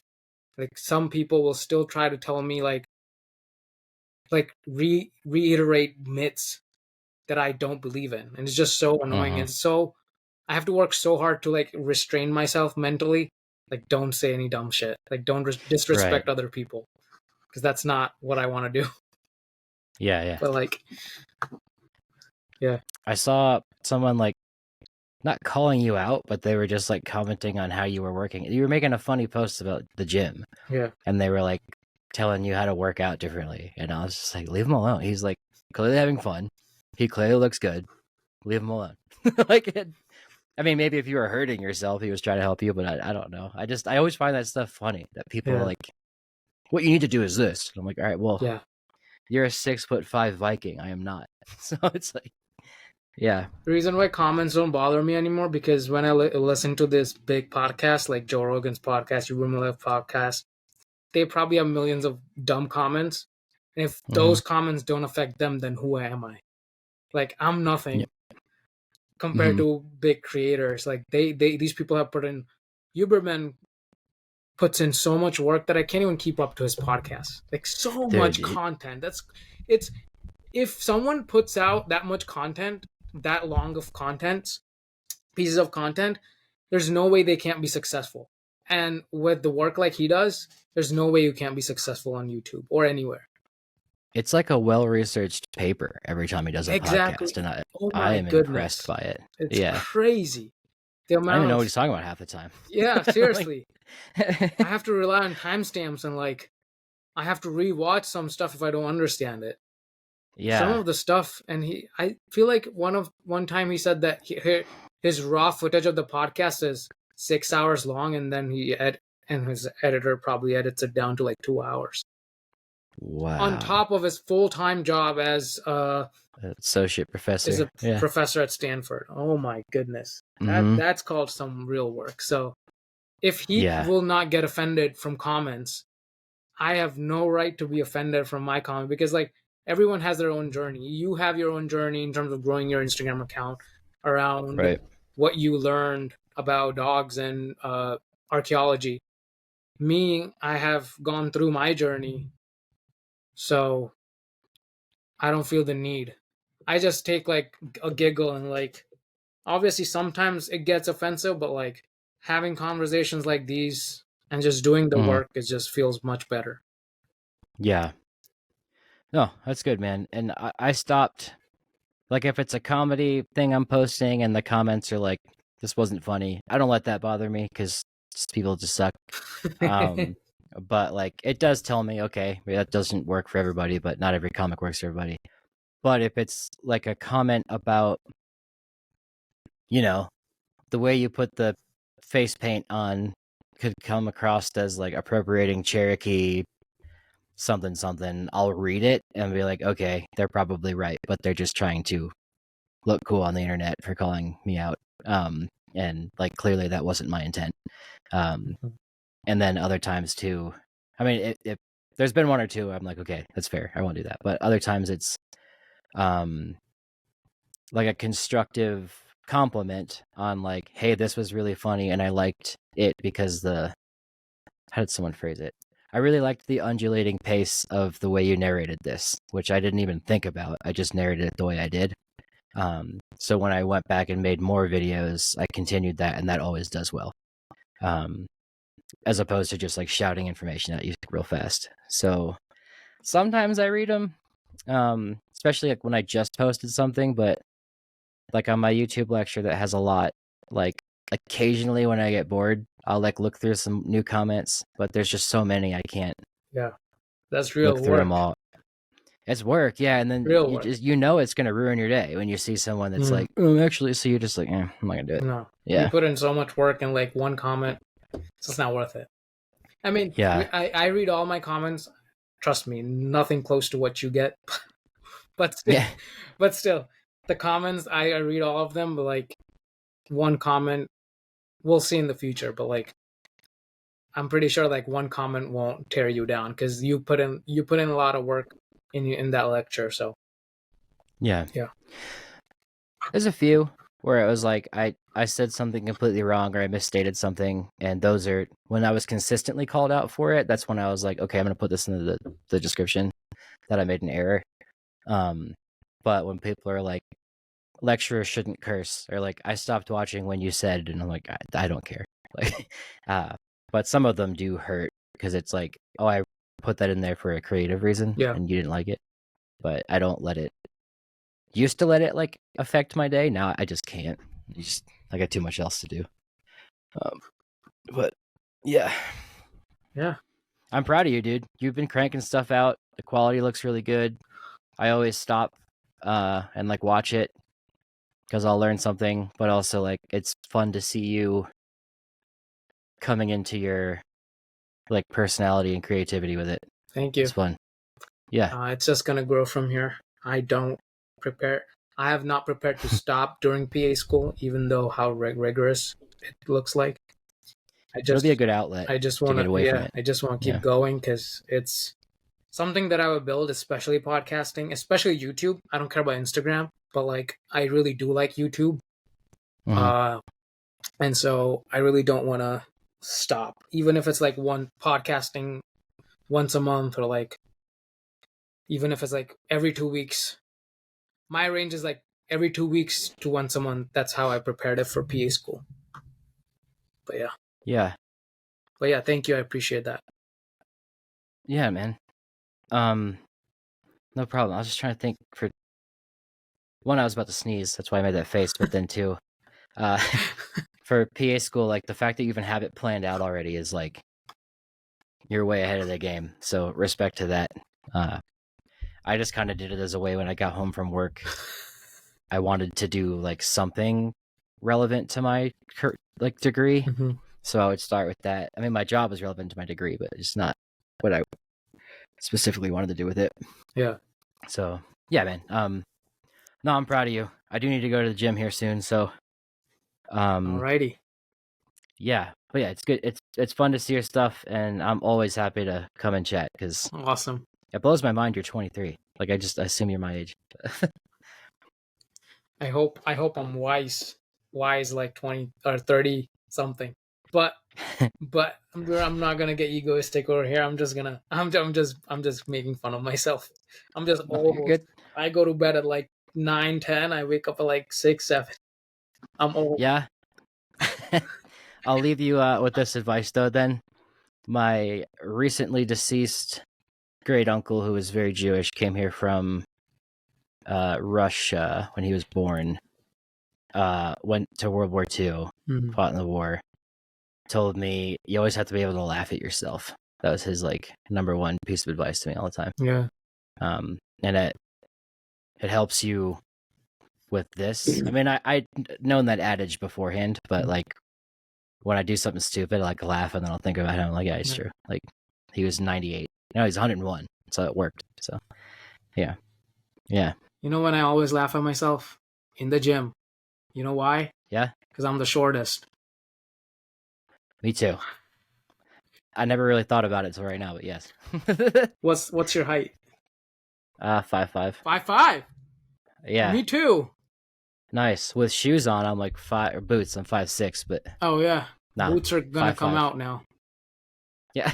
Yeah. That's why I wear the Tims all the time. But I mean, not really. I just like them. But yeah, man, 5'5". It used to really bug me that I was shorter, but it's whatever. And then I'm funny, so it makes up for it. Yeah, and, it does. It does. Your brain's personality does make up for it, man. Yeah. All right. Well. And any last minute thoughts or messages? Sure. Regarding the war, just make sure you're reading two perspectives on it. Yeah. When you're reading something, and take a second to wonder if what you're seeing is AI, is it fake, is this truthful? Because I got to do that with literally every angle I look at it at. Mm-hmm. And then in terms of what else do we talk about? Yeah, nutrition and working out. Just keep at it, I guess. Keep at it. Keep doing your work. Look at both perspectives, nuances, gray areas. Yeah, nuance. There you go. That's the number one thing today. Yeah. I would say nuance. But yep, YouTube, Instagram, TikTok, David Ian Howe. Yeah. Find me there. Everything will be in the description, like always. Cool, man. It was good to talk to you. It's great chatting with you, man. You will be reoccurring in this podcast. So thank you for your time. Dude. Yeah, thank you. All right, guys. See ya. Bye. Thank you for watching the entire episode, if you ended up doing so. If you want to support my channel and my podcast, please hit the subscribe button and like the episode if you liked it. I really enjoyed my conversation with my friend David. We will talk about current events in this podcast. I hope you learned a lot about the conflicts that's going on currently.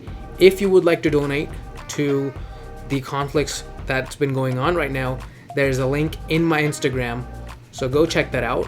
But also follow my friend David on Instagram and TikTok. He has some incredibly funny but educational content. I hope you enjoyed this conversation. I will hope to catch you in another episode or a YouTube video. Please take care.